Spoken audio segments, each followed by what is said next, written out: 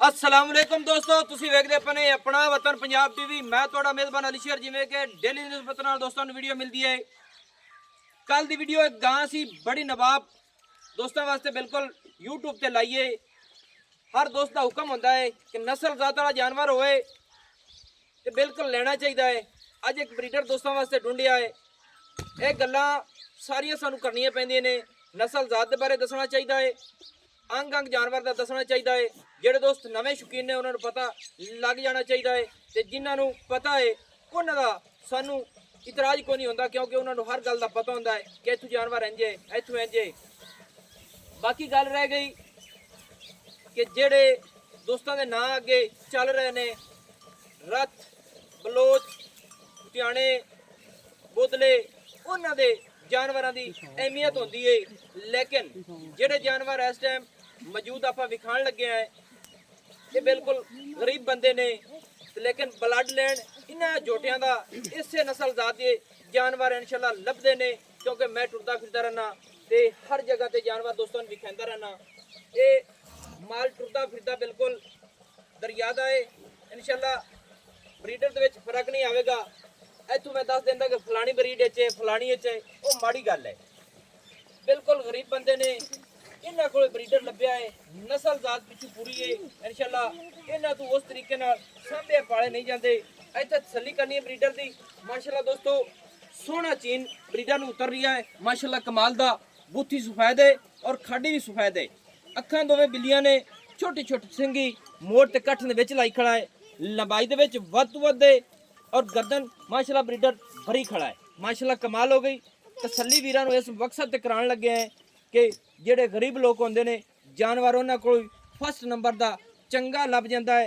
ते इंशाल्लाह ਇਹ ब्रीडर ਦੀ ਮੈਂ तसल्ली कीती है। इहदी मां ਦਾ ਹਵਾਨਾ तकरीबन 40 ਸਿਰਾ ਸੀ। हाजिर टाइम दुध हुंदा पुछांगे। मझ वो विक गई है। माशाल्लाह पूछ वेखनी है बिल्कुल धागे वर्गी, मुनासिब तसल्ली करनी है। दोस्तों सौदा नसीब तो मुकद्दर दा हुंदा है, क्योंकि अपना असूल है जिंदगी दे नाल चलना है। जिस जगह ते जानवर भेजा है खास तौर पर ब्रीडर, उनकी आप गारंटी दी है, क्योंकि कुछ दिनों के दोस्तों तैयार होंगे जानवर तकरीबन 3 साल 3.5 साल 4 साल के मझ अगे जाके ब्रीड की तैयार होंगी है। इनकी पूरी तसल्ली करनी। बूथी बिल्कुल छोटी जी छन्ने दे पानी रख दी। इंशाल्लाह यह ब्रीडर पीवेगा। तो कन छज्जा वर्गे, अखां दोवें बिल्लियां तसल्ली करनी है। तो सिंह ब्रीडर ने मोड़ तो बिल्कुल काठों के विच लाया है और ब्रीडर बिल्कुल लड़ाई के भी हक है कि इत्थे एक ब्रीडर होर खड़ा है, उनके नाल पूरा गुस्सा करता है, लड़ता है। लेकिन इस टाइम बार बार नहीं है कि तुहानूं इन्हां दी लड़ाई विखा दई आ। माशाल्लाह पूरा बरीक नस्ल जात विच खुड्डा वेख लेना है। पुछल खुड्डे च निकलदे सार बिल्कुल बरीक है। सिंगल हड्डी टाका ब्रीडर दी चकी हुई 3 फुट तो ज़्यादा चौड़ा। माशाल्लाह पूरा तसल्ली करना है। इस ब्रीडर की चमड़ी रेशम वर्गी है, कंड चौड़ी है, मंजा उत्ते डा दी इंशाल्लाह पूरा आवेगा। और जेड़े इनके माशाल्लाह पैर ने पूरे मोटे मोटे माशाल्लाह कमाल दे, जिवें मंजे दे पावे होंदे ने। ते आंडां दा रुख बिल्कुल पिछे नूं है, क्योंकि जेड़े ब्रीडर दी आंडां दा रुख पिछे नूं होवे बिल्कुल मज्जां हवाने पिछे नूं दकदियां ने। और इत्थे तसल्ली कर लेनी है। आंडां दोवें फुटमियां ने, भाईयां थोड़ी चेक करावे। दोवें आंडा फुटमियां ने, पिछे नूं रुख ना होवे ते बिल्कुल थोड़ी आंडा फोड़ के विखाना। तसल्ली कर लेनी दोस्तों। आंडा फुटमियां ते आंडा दा रुख पिछे नूं। माशाल्लाह ए मझ जेड़ी इंशाल्लाह अगे तैयार होनी है।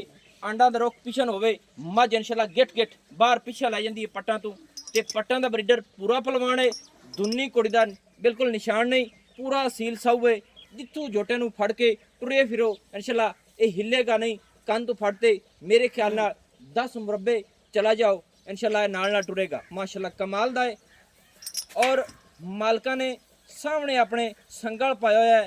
ये सुहागे वाला संगल बड़ा तगड़ा है, क्योंकि ब्रीडर इत्थे आपस में गुस्सा करते सी ते ये माड़े बंदे ने किसी ब्रीडर नूं सट लग जाए उस वजह तो संगल पाते हैं कि ईजी होते असीं इन्हां नूं कवर कर लईए।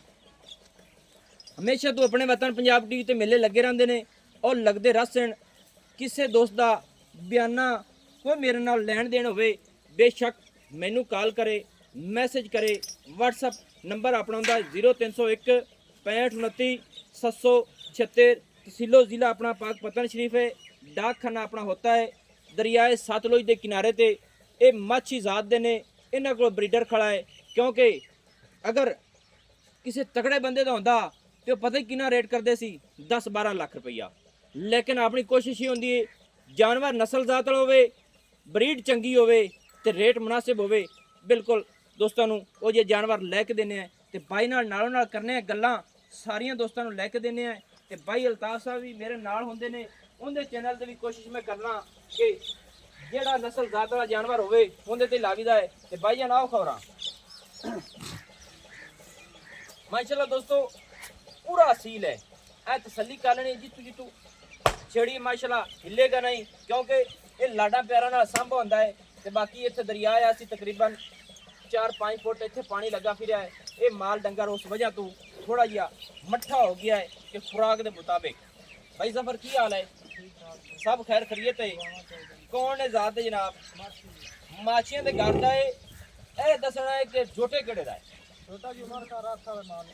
उमर का रात दोस्तों ये सारे दोस्तों ने तसल्ली होसी मियां सालम का रात अल्लाह ताला उन्हें बेस्ट नसीब करे। उन्होंने भाई ने भाई उमर का रात तकरीबन ए तो किन्ने फासले तो उन्होंने माल है? तकरीबन 4 किलोमीटर। 4 नहीं, मेरा बिराज तो सीधे जाइए 1 किलोमीटर नहीं बढ़ता। किलोमीटर का खास ख्याल रखना चाहिए दोस्तों। बिल्कुल दरिया की खम ते ये खड़े हैं, थोड़ा ये तकरीबन किलोमीटर उतना जाइए उत्थे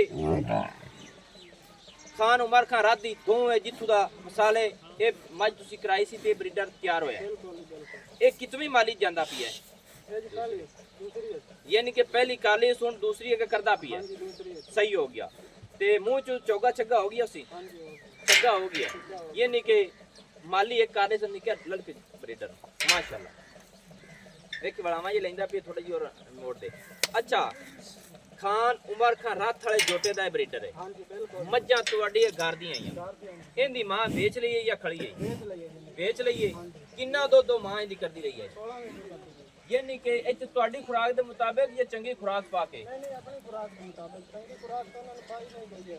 चंगी पाइए ते कर दिया ये 28-30 लीटर पर तुसी आजमाया नहीं। लीटर ਅਸੀਂ ਕਰਦੇ ਰਹੇ ਜੀ, ਅਸੀਂ ਆਜ਼ਮਾਇਆ ਨਹੀਂ दोस्तों इत्थों दी खुराक दे मुताबिक 16 लीटर करदी रही, क्योंकि मक्की पराली ये चीज़ां तुसी आप माहौल देख लियो सी बिल्कुल सादा छप्पर पुराने पाए हुए जेड़े भले वक्त दे होंदे ने ते बिल्कुल पिंड सादा गया है।